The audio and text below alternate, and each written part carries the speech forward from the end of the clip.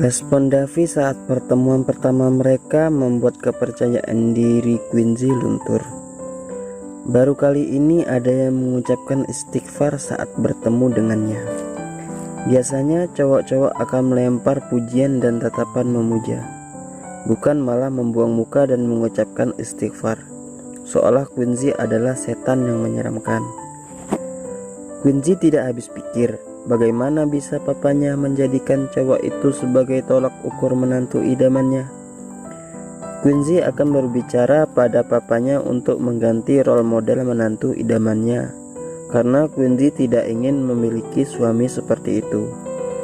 Disapa malah buang muka, sungguh tidak mencerminkan tetangga yang baik. Sejujurnya Quincy juga tidak yakin bisa mendapatkan laki-laki seperti itu jika mengingat lingkup pertemanan yang isinya laki-laki brengsek semua. Quincy cukup sadar diri untuk tidak berharap mendapatkan laki-laki baik karena dirinya merasa bukan perempuan baik-baik. Jadi, meminta papanya mengganti role model menantu idamannya adalah hal wajib yang harus Quincy lakukan sekarang jika tidak ingin menjadi perawan tua, karena papanya akan terus menolak semua pacar yang Quincy bawa ke rumah jika pacarnya itu tidak sesuai dengan tipe calon menantu idaman papanya. Sedangkan menantu idaman Alvis adalah laki-laki seperti Davi. Quincy harus mencari di pesantren mana laki-laki seperti itu. Quincy memang tidak berniat menikah muda. Dia juga tidak ingin menjadi perawan tua. Dia harus mulai mencari calon suaminya sendiri mulai dari sekarang, sebelum nasibnya sama seperti orang tuanya yang berakhir dengan perjodohan.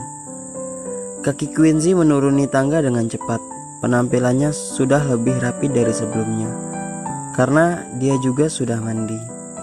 Baju yang dipakainya sekarang pun tidak sependek yang tadi. Meskipun bawahannya tetap celana pendek, tapi atasannya dia memakai oversize. Quincy berniat ke rumah Kenzo setelah berbicara pada papanya. Entah kenapa dia sangat yakin kalau Kenzo belum bangun dan Quincy akan membangunkan sepupunya itu. Quincy merasa tidak adil karena dia harus bangun pagi, sedangkan Kenzo yang kemarin mengajaknya ke bar malah bisa tidur sampai sore. Memang mama Kenzo tidak sekejam mama Quincy. Quincy sampai heran, apa kakek dan neneknya mengucapkan doa yang berbeda saat membuat mama Abel dan tante Naura. "Kamu lagi nyari apa sih?" tanya Abel saat melihat Quincy celingukan. "Nyari papa." "Papa di mana, Ma?" "Di ruang tamu. Dia lagi sibuk kayaknya. Dari tadi mama suruh makan siang belum sempet-sempet." "Itu kode biar mama suapin. Mama sih gak peka-peka sama kode papa." Quincy tertawa geli. Dia berlanjut menuju ruang tamu, meninggalkan mamanya yang sekarang sedang menggerutu. "Like father, like doctor. Sama-sama suka godain gue." Gerutu Abel lalu menaiki tangga menuju kamarnya. Quincy menghampiri papanya yang sedang duduk di ruang tamu dengan tablet di tangannya.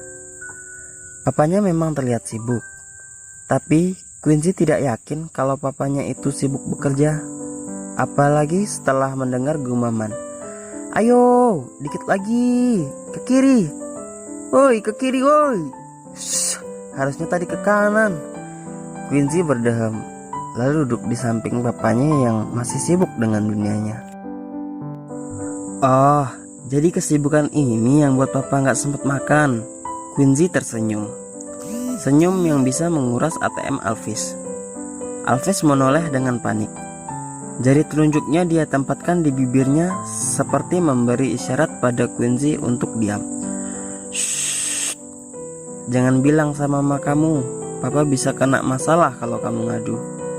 Alvis tadi memang bilang pada Abel kalau dia sedang sibuk bekerja, agar Abel tidak mengganggu permainannya. Kalau dia tidak bilang seperti itu, pasti Abel akan menyuruhnya ini itu. Senyum Quincy semakin lebar. Tatapannya memancarkan sejuta makna. Alvis yang sangat peka dengan kode anaknya pun memutar bola matanya jengah. Dia sekarang tahu bagaimana perasaan Faro saat menjadi ayah Abel. Abel dan Quincy memang punya sifat yang sama. Sama-sama suka menguras ATM. Ya, Papa sudah tahu apa yang kamu mau. Thank you, Papa. Quincy mencium pipi papanya dan memeluk tubuh papanya erat. Jangan peluk-peluk, nanti Papa kalah. Alvis memiring-miringkan kepalanya agar matanya masih bisa melihat ke layar tablet yang sempat tertutupi tubuh Quincy. Quincy berada kesal. Dia segera melepaskan pelukannya di tubuh Alvis dan duduk manis di samping papanya. Pa, panggil Quincy setelah beberapa menit diam. Gumam Alvis tanpa menoleh. Matanya masih terfokus hanya pada layar. Nyamuk yang sedari tadi hinggap di pipinya dan menyesap darahnya pun dia biarkan begitu saja. Quincy menatap gemas pada nyamuk kurus yang sekarang sudah menjadi gemuk karena menyesap darah papanya. Tangannya refleks memukul nyamuk yang berada di pipi papanya tanpa berpikir kalau tindakannya itu bisa memancing kemarahannya sang pemilik pipi. Alvis menjeda permainannya saat merasa pipinya tertampol oleh tangan anaknya sendiri. Dia melirik Quincy tajam. Quincy menggigit bibirnya takut. Karena nyamuk kampret itu, dia sekarang berada dalam masalah. Quincy, geram Alvis. Kamu sebenarnya punya dendam apa sama Papa? Tadi ada nyamuk, Pa, jawab Quincy takut-takut dengan menunjukkan telapak tangannya. Di telapak tangannya itu ada nyamuk yang sekarang sudah mati. Dan juga ada cipratan darah di sekitarnya. Alvis mendengus lalu melanjutkan permainannya. Sesekali tangannya menggaruk pipinya yang terasa gatal. Pa, panggil Quincy sekali lagi. Alvis menoleh dengan tatapan kesalnya. Apalagi? Ada gajah di pipi Papa? Bukan, aku mau tanya. Tanya apa? Kata Mama, Papa pengen punya menantu kayak Davi. Quincy tidak melanjutkan ucapannya karena ingin melihat respon papanya. Alvis kembali menjeda permainannya. Mendengar ucapan Quincy, dia menatap anaknya dengan tersenyum senang. Benar, dia itu anak baik-baik. Kalau kamu nyari calon suami, cari yang kayak dia. Quincy cemberut melihat ekspresi papanya yang menunjukkan kalau papanya sangat menyukai Davi. Kalau aku nggak dapet cowok kayak Davi, gimana? Quincy mencoba meminta keringanan untuk tipe calon menantu idaman papanya. Siapa tahu papanya bisa sedikit menurunkan tipe menantu idamannya. Minimal seperti Calvin, mantan Quincy yang sekarang menjadi sahabat Quincy. Dia memang bukan cowok baik, tapi dia yang paling baik dari semua cowok yang dekat dengan Quincy.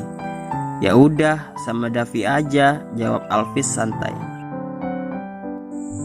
Mulut Quincy terbuka lebar mendengar jawaban papanya. Belum hilang keterkejutannya, dia dikejutkan lagi oleh kedatangan seorang yang sudah berdiri di depan pintu. Assalamualaikum, ucap orang itu yang tidak lain adalah Davi. Waalaikumsalam, jawab Alvis dan Quincy bersamaan. Alvis langsung beranjak dari duduknya dan mempersilahkan Davi masuk. Quincy tidak mau menatap laki-laki itu. Dia pura-pura memainkan ponsel. Jujur saja, dia masih kesal dengan respon laki-laki itu saat melihatnya pertama kali. First impression harusnya mengesankan, bukan malah menyebalkan. Davi mencuri-curi pandang melihat Quincy yang sedari tadi hanya menunduk saja. Penampilan cewek itu lebih sopan dari sebelumnya, membuatnya berani menatapnya lama. Davi sudah menduga kalau Quincy adalah anak dari tetangga depan rumahnya, meskipun dia baru melihat cewek itu sekarang. Kenalin, ini Quincy, anak Om, ucap Alvis memperkenalkan Quincy pada Davi. Quincy mendumel dalam hati. Kenapa papanya harus repot-repot mengenalkannya pada Davi? Padahal dia tidak ingin kenal dengan tetangganya yang tidak ramah itu. Saya Kak Davi, panggil saja Davi. Davi mengulurkan tangannya di depan Quincy. Mau tidak mau, Quincy pun membalas uluran tangan Davi. Meskipun dia kesal, tapi dia masih punya sopan santun. Quincy, ucap Quincy menyebut namanya sendiri. Dia tersenyum tipis, tipe senyum yang dipaksakan. Davi manggut-manggut lalu melepaskan jabatan tangannya. Kamu manggilnya Mas Davi aja biar lebih sopan. Dia lebih tua dari kamu. Gak apa-apa kan Dav kalau Quincy manggil kamu Mas? Quincy langsung menoleh dengan tatapan tidak percaya, menatap papanya yang sekarang sedang tersenyum menggoda. Quincy tahu papanya itu sedang mencoba mendekatkannya dengan role model menantu idamannya. Davi berdeham salah tingkah. Gak apa-apa om, sebenarnya saya kesini mau pinjam tangga buat benerin lampu, ucap Davi menyampaikan maksudnya agar pembicaraan mereka tidak menjalar kemana-mana. Jangankan tangga, mau ngajak anak om berumah tangga aja om izinin.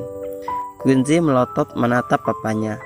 Bisa-bisanya papanya berbicara seperti itu pada orang yang baru dikenalnya 2 hari yang lalu. Davi semakin salah tingkah. Dia hanya tersenyum tipis menanggapi ucapan Alvis. Aku mau ke rumah Ken. Quincy segera pergi setelah mengatakan itu. Dia sangat kesal pada papanya. Awas saja akan dia adukan kelakuan papanya yang bermain dengan alasan bekerja itu pada mamanya nanti. Alvis menahan tawa melihat Quincy pergi dengan menghentak-hentakan kaki. Dia bersorak dalam hati karena berhasil menjahili anaknya. Ayo, tangganya ada di gudang, ajak Alvis. Davi mengikuti langkah Alvis menuju gudang. Matanya memperhatikan sekeliling. Ada banyak foto keluarga yang terpajang. Pandangan Davi terhenti pada sebuah foto yang menampilkan seorang anak kecil yang sedang tertawa. Dengan memperlihatkan giginya yang hanya ada 2. Davi sangat yakin kalau itu foto Quincy, karena Quincy tidak punya saudara lagi. Kecilnya ompong, kenapa besarnya bisa secantik itu, gumamnya tanpa sadar.